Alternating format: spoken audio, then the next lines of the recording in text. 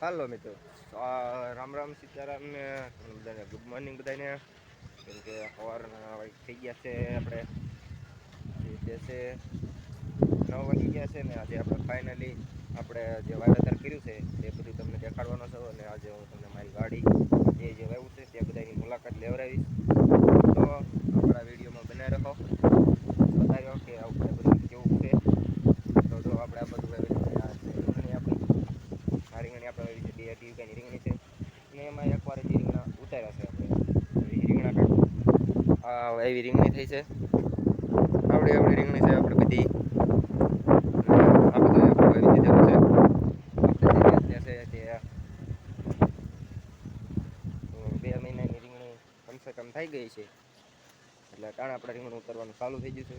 ને હવે આપણે ફાઇનલી એટલે છે આપણે કપા ગોતીએ કે આપણે 2000 પછીનો કપા વાવેલો છે. ઓરવીને વાવી દીધેલો છે, વિનાશક પછી વાવી દીધેલો છે. એટલે કપા મોટો મોટો છે. આપણે જરા કોમેન્ટ કરી દીજો કે કોને કોને કપા મોટો છે તે ઓરવીને વાવી દીધેલો છે અને આપણે એરિયો એવડો કપા છે. હું આજે દેખાડવાનો છું કે આ કપા છે તે આપણે નવું બિયારણ આવ્યું છે. જય પેરી બિયારણ છે અને ઉગવામાં એકદમ સરળ છે. અને આપણે પહેલી વાર એવું છે એટલે ઉતારો કેવો છે તે કાંઈ આપણને હજી સુધી ખબર નથી. પણ આપણે જય પેરી કપા છે તે ગણવી બહુ સારો એટલે બહુ સારું. આપણે એમ માનો કે બીજા આપણે એટીએમને તે બધા છે તે 4 દિવસ ઉગી છે. 4 દિવસ ઉગતા થાય છે અને આ કપાતે આપણે દેશ જોઈ રહ્યા છો તે આપણે ઉગી ગયો તો 3 દિવસની અંદર અંદર કોટા બહાર નીકળી જતા. બીજો પાંદડે થઈ ગયો હતો 3 દિવસમાં 2 દિવસમાં તો આમ કોટા ફૂટી ગયા હતા. ઓરવીને વાવ્યો હતો તોય ઈચ્છતા. એટલે આ છે કે આપણો ઓરવીને વાવેલો કપાસ છે. અને આ કપાસ આપણે આમ ગણવી તો 15 વીઘાનો આપણે ઓરવીને વાવી દીધેલો છે. લીલું દેખાય ને આ બધો કપા આપણો છે. અને કાંક આજ આપણે ખરાડી દીધી છે ને તો આમાં આપણે દાતા પણ આવી ગયા હતા. પણ તો વરસાદ આવી ગયો કાલ એટલે કાંઈ હાંકવાનો મેળ રહ્યો નહીં. અહીંયા તો સનેડો માણ કાઢી ગયો તો હું બહાર સનેડો માણ બહાર નીકળી રહ્યો. અને આ બાજુ આપણે તે જે છે તે કપા ઓરવીને વાવેલો છે એ કપા આપણે આવડો આવડો થઈ ગયેલો છે. આ કપામાં આપણે હજી સુધી આપણે કોઈ પણ જાતની દવા નથી છાંટેલી ને આમાં આપણે ખાતર એમ માનો કે એકવાર નાખ્યું છે ને તે આપણે ખાતર જે છે તે નાખ્યું ને પછી વરસાદ આવી ગયો હતો એટલે ખાતર પણ બહુ સારી રીતે એવું કે ગણ કરી ગયું છે. અને કાંક આવો હતો આપણો આ છે આપણો કપાસ. અને હવે આપણે આવેલા થઈ આ આપણે પહેલાં એક દી અગાઉ ઉગી ગયેલો છે, એક દી વહેલો ઉગી ગયેલો છે. ને આપણે એક દીમાં ઉગાડ્યો તો પાયું હતું એ તમને હું દેખાડું. બીજે દિવસે પાયું હતું રહી એમાં આમાં ઘણો ફેર પડે છે. એક દીમાં કેટલો ફેર પડે ને એ હું તમને આજે બતાવું.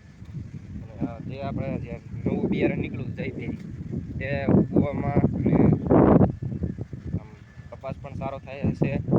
હજી સુધી જો કે આપણે કોઈ પણ જાતનો પ્રોબ્લેમ આવ્યો નથી.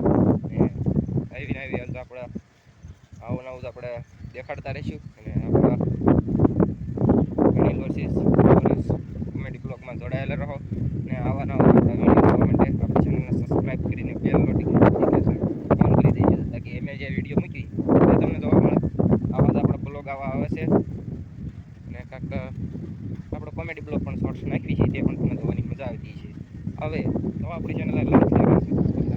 તો આપણે જો આપણે જે તે છે તે કપાસને એક દિવસ નહીં આમ તો કાલ વાવ્યો અને બીજે દી આમાં પાણી આવ્યું હતું એટલે એમાં પણ ઘણો ફેર પડ્યો છે.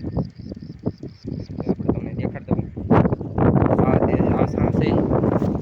આ સાં છે જે એમાં આપણે એક દિવસ અગાઉ પાણી આવી ગયેલું હતું. મતલબ અહીંયા આમ માનો કે કાલ પાણી આવ્યું હતું ને અહીંયા સુધી પાયું હતું અને અહીંથી આપણે બીજા દિવસે વાળ્યું હતું. એટલે તો ફેર પડે છે આ કપામાં ને આ કપામાં કેટલો ફેર છે. મેન્યુઅલ આપણે આમ ગણવી એટલે સામાન્ય 2-3 પાંદડા ઓછા 2 પાંદડા ઓછો થયા છે. એટલે આટલો આ કપાનો ઉતારો છે. અને કાંક તો જમીન પારા મળી હોય એવું બધું એમાં થતું હોય. આ બધો છે તે આપણે હજી તો આપણો શેડો આવ્યો નથી. તમને શેડા બધી દેખાડવાનો છું. આવો તો નાનો છે આમ બલકુલ આવ્યો થાય છે 2-3 પાંદડાનો ફેર પડે એટલે એ કપા બેક મોટો છે. આવું બધું રાતે વાગ્યા શીખવામાં એટલે 11 વાગ્યા સુધી 12 વાગ્યા સુધી તો કેમ કે આપણે આખું પડે ખેડૂત ભાઈને ખબર હોય એટલે જ આમાં કંઈ ન થાય તો બધું આમાં હેલા રાખે ખેતીમાં કહીએ તો ધ્યાન રાખવું પડે થાય તો મોલ થાય તો ખડ ન થાય ખડનું ધ્યાન રાખવાનું હોય ભાઈને ખબર જ હોય આમાં આપણે આ જમીન છે તે આપણે મળી છે તો આમાં કપા આપણે જે જય ભેરી કપાસ છે તે બહુ જ સારો અને આમ અટાણે આપણને સારો દેખાય છે પછી આપણને ખબર નહીં કેવું બિયારણ થાય કેવો કપા થાય એ ખબર નથી ઉતારામાં કેવો છે તે ખબર નથી પણ આવડા એમ કે કંપનીવાળા જે બનાવે છે તે એમ કહે છે કે આપણો કપાસ વીઘે 60 મણ થાય પણ આપણે 60 મણ નહીં આપણે 20 થી 25 મણ વીઘે માનવી છીએ કેમ કે આપણી જમીનને એની જમીનમાં ઘણો ફેર પડે કેમ કે આપણી જમીન નબળી હોય